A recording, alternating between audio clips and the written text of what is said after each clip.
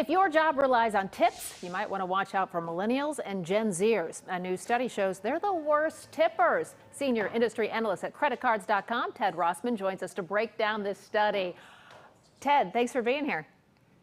Thanks for having me. So you looked at tipping across the board, restaurants, haircuts, all sorts of things. I feel like we rip on millennials and Gen Zers a lot, but it sounds like we might need to again.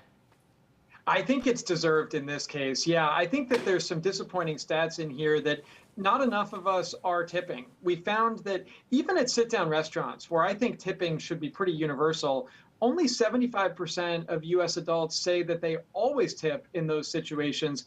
It was really low among Gen Zers and millennials. So only about 4 in 10 are always tipping in that instance. We've got to do better.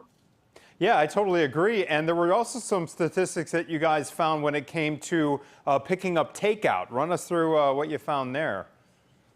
Yeah, takeout was interesting too, because this is one that historically we haven't had to tip for many forms of takeout. You know, if you just walk into a fast food place, I don't think they expect a tip. But during the pandemic, a lot of sit-down restaurants transformed into takeout only.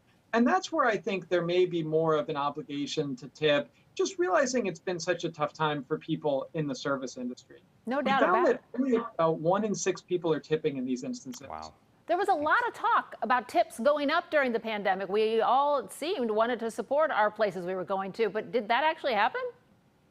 Unfortunately, no. So we did this study last year, and 42% of people told us that they were going to tip more because of the pandemic. And it's a really nice idea because, as I said, these hardworking people have been struggling, but we didn't see any sort of change in the numbers this year. People are still tipping in roughly the same frequencies.